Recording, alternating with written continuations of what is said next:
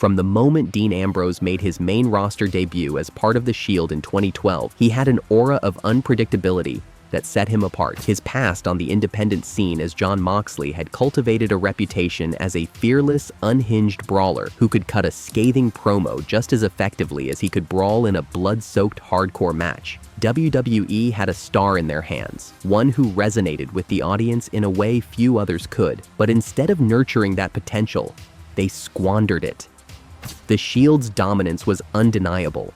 While Roman Reigns was clearly positioned as the muscle and Seth Rollins as the technician, Ambrose was the wild card, the volatile, unpredictable presence that made their trio special.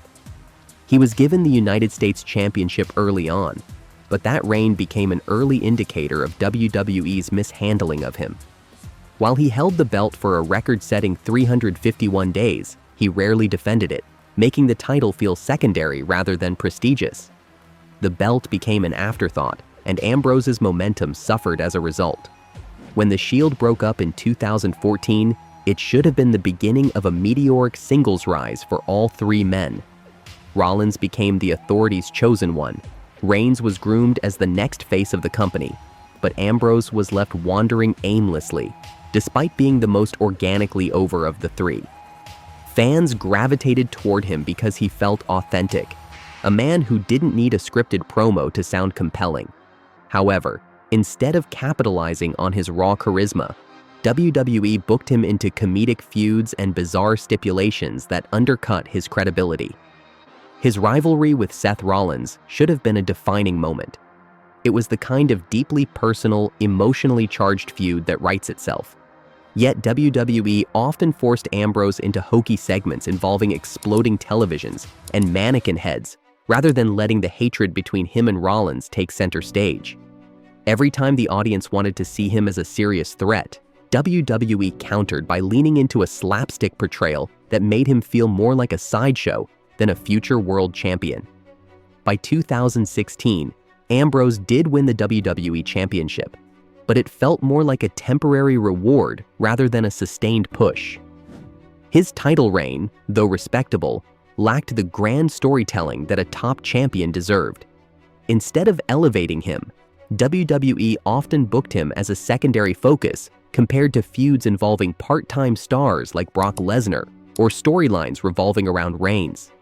When he finally lost the championship, it became clear that WWE never truly saw him as a long-term main event player. Perhaps one of the biggest indignities Ambrose suffered was his WrestleMania 32 match against Brock Lesnar. Positioned as a no-holds-barred street fight, the match had the potential to be a brutal, defining moment for him. Instead, it was a one-sided affair that barely scratched the surface of what it could have been. Ambrose later revealed that Lesnar showed little interest in making the match memorable, refusing to engage in the chaotic, hardcore elements that could have made it a classic. The result was a lackluster encounter that left Ambrose looking weak instead of elevating him as a never-say-die fighter. Despite being one of the most popular figures on the roster, Ambrose's creative direction continued to falter. His reunion with The Shield was a nostalgic moment, but it often felt like a device to bolster Reigns, rather than a genuine effort to showcase all three members equally. Even when WWE attempted to position him as a heel in 2018, they botched the execution. The storyline, which involved him turning on Seth Rollins the same night Roman Reigns announced his leukemia diagnosis, had immense potential, but quickly devolved into juvenile booking. He was made to wear gas masks, cut promos about the audience being dirty, and receive vaccinations to avoid filth. What could have been an intense personal rivalry was reduced to a cartoonish portrayal of villainy that never resonated.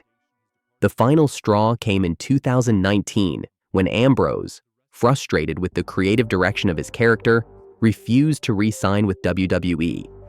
His departure was a scathing indictment of how the company treated its talent, especially those who didn't fit into their rigid mold of a top star. He didn't leave quietly either.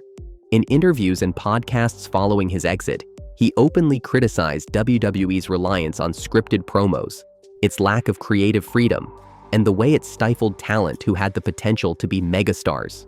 The most telling moment of WWE's failure was what happened once he left. Rebranded as Jon Moxley in AEW, he immediately felt rejuvenated, rediscovering the edge and intensity that had made him a standout on the independent scene. Within months, he was the AEW World Champion, delivering matches and promos that reminded everyone just how special he truly was. His work in NJPW also reinforced that WWE had misused him for years. He wasn't a mid-card comedy act. He was a main event caliber performer with an undeniable presence. What WWE failed to understand was that Dean Ambrose didn't need to be rewritten or forced into a mold. He thrived on authenticity, raw energy, and a connection with the audience that couldn't be manufactured. Instead of embracing those qualities, WWE tried to sanitize him, turn him into a corporate-friendly version of himself that never quite clicked. Jon Moxley's transition from WWE, where he was known as Dean Ambrose, to AEW marked one of the most significant shifts in modern professional wrestling. His departure from WWE was fueled by creative frustrations, a desire for artistic freedom, and the pursuit of a platform that would allow him to express himself in a way he felt was authentic. AEW has provided him with precisely that, making it clear that the company is a much better fit for him than WWE ever was. One of the primary reasons AEW suits Moxley better than WWE is the creative freedom it offers. In WWE, the structure is rigid, with heavily scripted promos and storylines that often feel manufactured.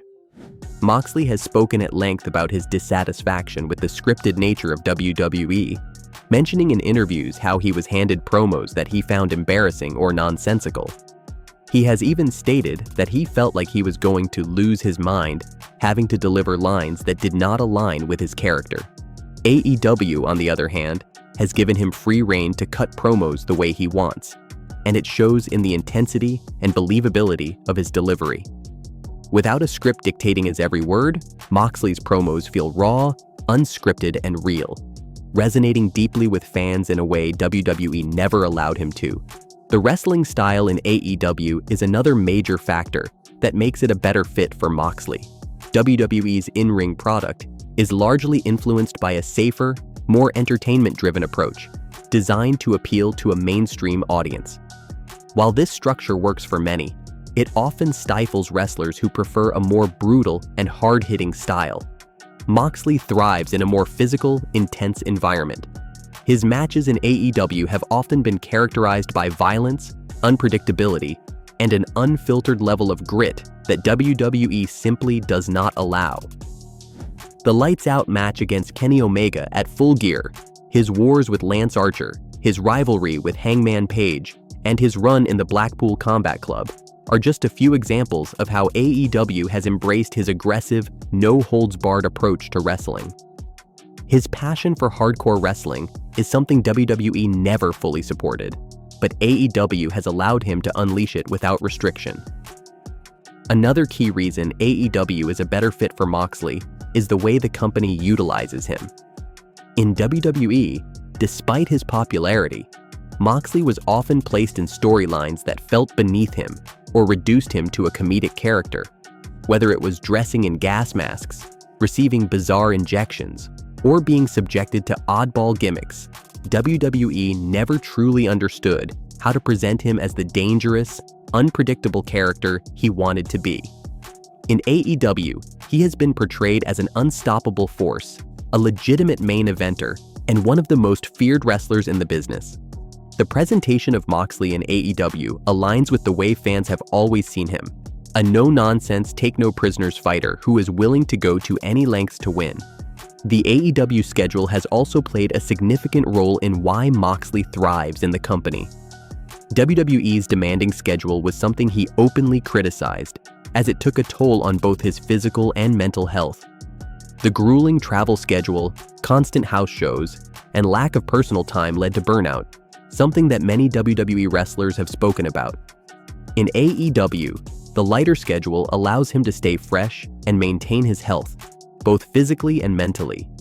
This has not only extended his career, but has also allowed him to be a better performer overall, as he isn't constantly running on empty, His AEW World Championship reigns have been defining moments for the company, proving that AEW could be built around wrestlers who were given the freedom to be themselves. His presence has also legitimized AEW in the eyes of many fans who may have been skeptical about whether the company could compete with WWE. Moxley has played a pivotal role in proving that AEW is not just an alternative, but a true competitor. His ability to elevate other talent is another reason why AEW has benefited from having Moxley. Unlike WWE, where he was often placed in feuds that felt like afterthoughts, AEW has positioned him as someone who can help build future stars.